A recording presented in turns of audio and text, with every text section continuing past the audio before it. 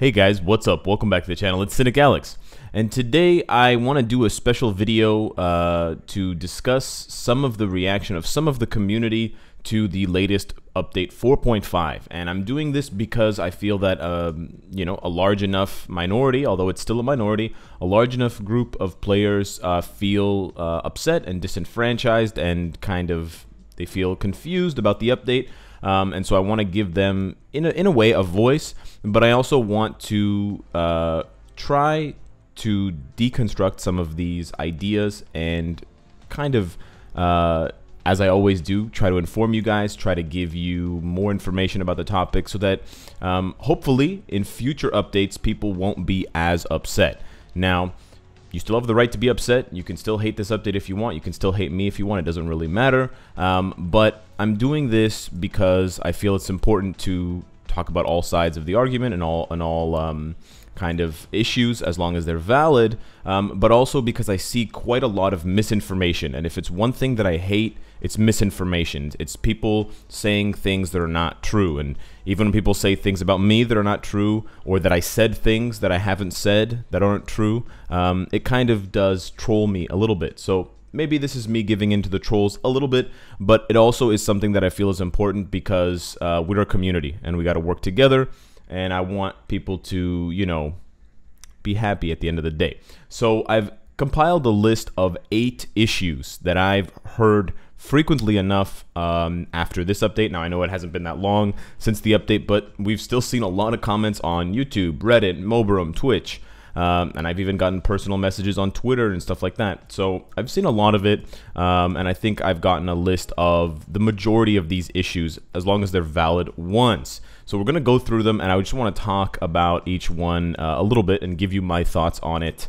And how it pertains to the Marvel Future Fight update and for future updates as well. Now, again, keep in mind, this might look to some people like I'm just trying to, soothe the angry children or whatever, or that I'm a Netmarble employee and I'm just trying to keep you guys happy so you keep playing the game. Honestly, I'm not. If you want to unsubscribe, if you want to uninstall the game, I don't really care. I'm just doing this for people that are still passionate about the game. And just for people who generally care. There's not that many left on the internet, but hey, here we go. So the first one that I see a lot of people complain about, I think the #1 complaint, is that there are no free characters with the update. Now, the definition of free has really changed a lot in the 3+ years that I've been playing Marvel Future Fight. And so I just want to, generally, I don't want to answer this question too in depth because it's going to get answered throughout the next 7 questions, more or less. But I think I would challenge you guys, or I would say, if you're upset because there are no free characters, really seriously take a look at why you play Marvel Future Fight. Do you just play to collect all the characters? Well, if that's the case, then you're going to have a really hard time enjoying the game if you don't spend any money. That's just kind of the truth of it. Now, if you're not playing to just collect all the characters, well, then why be upset about this specific update? Now, there's going to be additional comments that are going to obviously try to answer that question, but hold your horses, because I'm going to answer, hopefully, your response.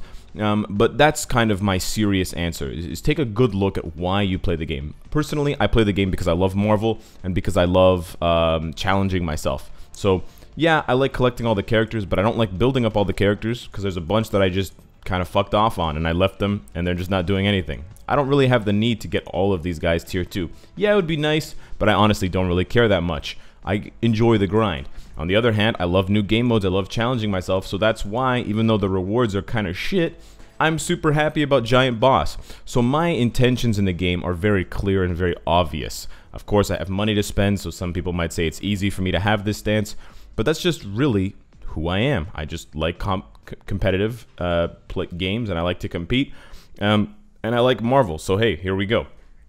So that's kind of the first question. The second one that I see a lot is that there are more paywalls in each update this year, and that it's becoming a trend for more and more paywalls to come to every single update. So this is just not true. This is not something that's true, and while there are more paywalls this year compared to last year, it's not a trend. And it's not a trend for a couple of different reasons. One, well, we got a bunch of updates this year where we had 0 paywall characters, or just the standard 1 paywall character. You had the Adam Warlock and X23 update, which was at the beginning of the year. Now you might say that crystal characters are paywall, but again, people's definitions will change. But X23 available through the the Shield Lab, and we also had the event battle, which gave away free biometrics for the character. You had the Black Panther update, which gave us Shuri and Ulysses Claw as free bioselector characters. You had the Infinity War update, which brought 0 paywall characters and had a bunch of uniforms to buff existing popular free-to-play characters. So it's honestly, and we of course had the Deadpool update that gave us Phantom X, Domino, Psylocke, Deadpool. So it's honestly a lot of misinformation when people say that there are more updates, more paywalls in each update. And just to give you guys a little bit of history for those people that are going to say we haven't had paywalls for a long time, etc., etc., the first soft paywalls were actually introduced just a few months after the game came out. The game came out at the end of April, so this is August of 2015. We're going back in time, and this was the update that brought us the A-Force heroes. Now, the A-Force heroes at the time were only available from Battle World or through special purchasable in-game items that you could purchase to get their biometrics. So they were not free-to-play friendly at all. And it was only much later that they got added to the daily box that you can open now to get their biometrics from if you pull a speed or if you pull a Blast Universal or Combat box hero chest. And for free-to-play players, you only get 1 per day. So there's a chance you could, there we go, I could get 8 She-Hulk bios, and this is actually how I get all my A-Force bios. But you could end up getting nothing. But even more than that, the first paywall character was actually introduced less than a year after the game came out. February 2016, we got Carnage. 2 updates after that, guess what? We got Hyperion. So that's pretty close together. It's not back-to-back necessarily, but it's pretty close. A little bit later on in the year, towards the end of the year, with the Asgardian update, we got Enchantress, who was another paywall character. And then the very next update, we got another paywall character. And this is the update that I want to point to you guys for those of you that are very upset. And I know some of you guys who are upset haven't been playing for this long, but I just want to show you that while you might think it's a trend, it's just cycles. Things just go around in cycles. So this update is very similar to the one that we just got, except instead of 3 characters that are all paywall, we had 1 character that was paywall. We had Ironheart, which was immediately paywall. We had Kate Bishop, which moved into the Villain Siege, and then we had Medusa. So it's not exactly the same, but we do have only 3 characters, so it's a pretty small update, and one of them was immediately paywall. Now, was Ironheart immediately a great character when she came out? No. Is she a great character now? No. She's terrible.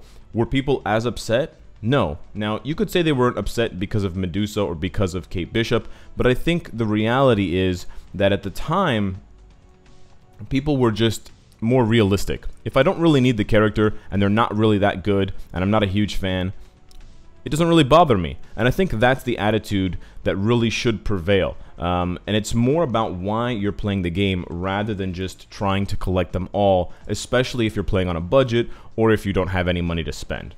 The next one that I see a lot is that paywall characters are too strong. This is just plain false. Most of the paywall characters are complete trash. And we know that because so many people have been asking for Hyperion to get a rework. I mean, Enchantress is pretty good, but she's not even close to the top 30. Carnage is terrible. Hyperion is terrible. Gwenpool's not very good. Satana's good for 1 day of ABX. Clea's not very good. Ironheart's terrible. He's good, but he's not paywall. He's not very good anymore, even with a uniform. He's pretty good with his new uniform, but still not meta. He's not paywall. He's used to be really good, and now he's falling off. He's still okay for PvP, but that's about it. Just a support character, and you can also get her for crystals.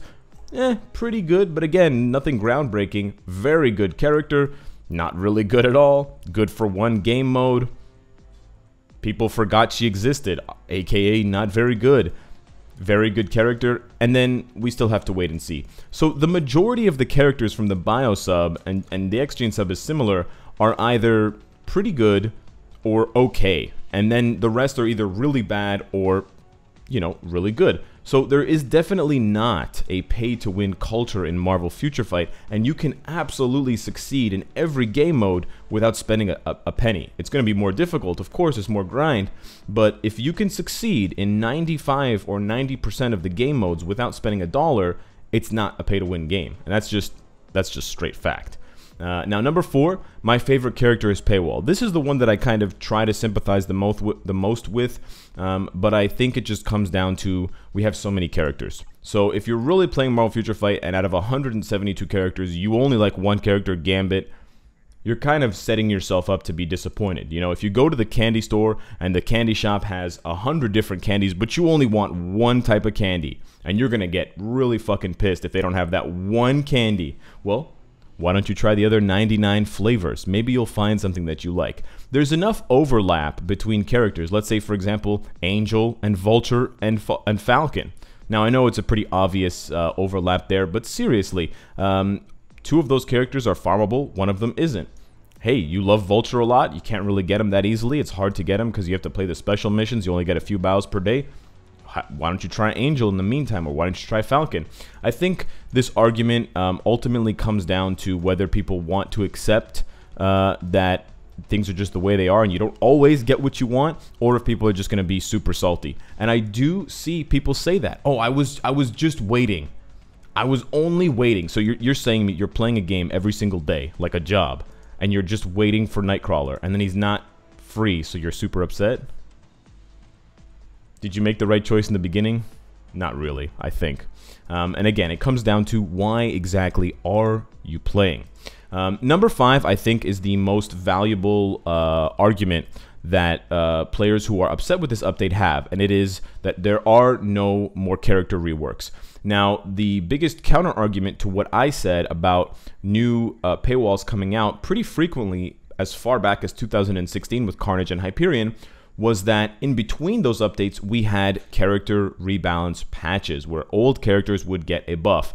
Now, some of the buffs were not even good at the time, so they weren't perfect. Netmarble wasn't, you know, nailing it every single time they reworked a character like Elektra or Ultron, but they were at least trying. And that sense of trying and that sense of getting some improvements for free from time to time has kind of fallen off and has gotten away from us. We've lost that. So that is somewhere that I definitely agree with players who are upset, and I definitely think that Netmarble needs to be held accountable and be pressured into providing more reworks for existing characters in between. I don't have a problem spending money on the game, but as long as the value of characters we've previously invested in doesn't get reduced too much, because even for paywall characters, you can see some of them, if you invested heavily in them and they're just not good anymore, it kind of sucks. And imagine people who have the #1 Ironheart, how you know, unfortunate they feel now, even comparing to other characters like War Machine or Iron Man, who are completely free to play,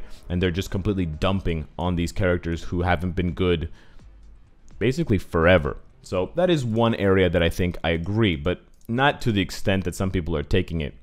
Number 6, most free-to-play characters are bad or weak. Again, this is classic misinformation.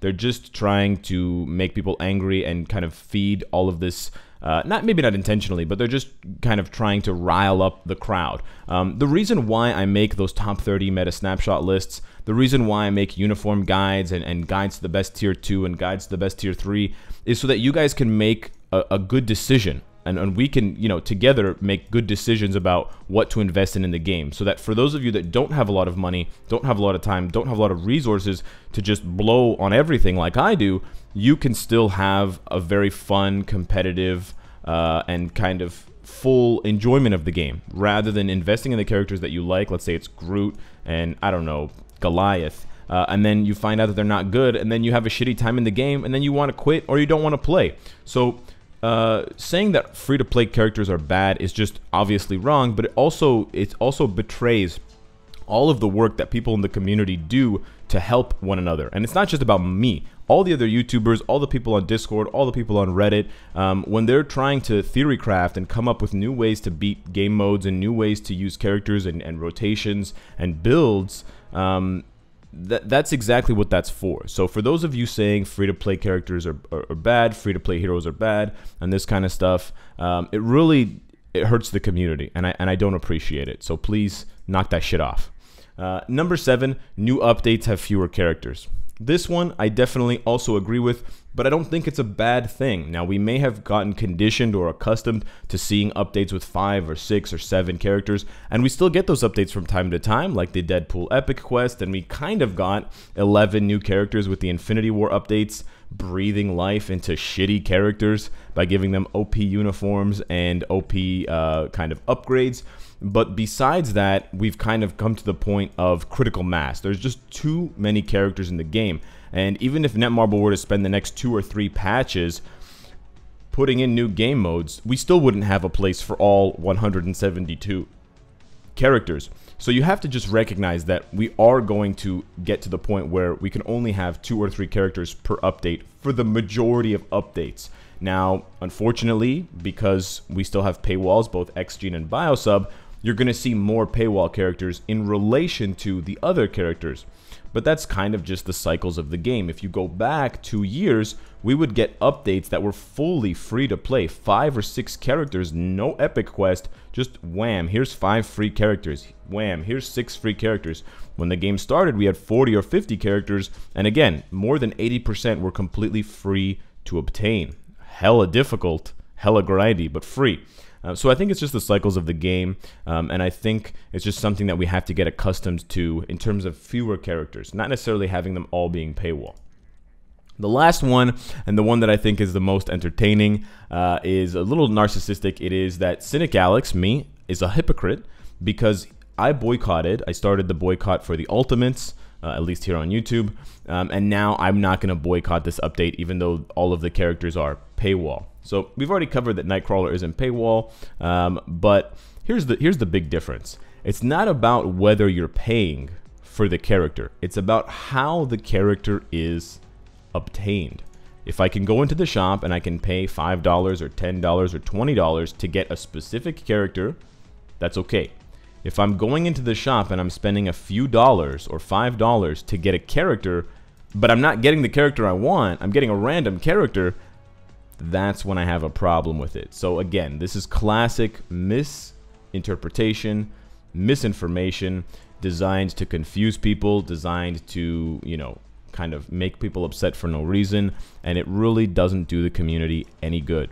So I hope that with this, you know, discussion, with this conversation, that I can reach some people. I know a lot of people in the comments are still going to be upset, and that's okay. They're not going to listen to me. Hey, that's life. But for those of you that are listening, thank you for doing so.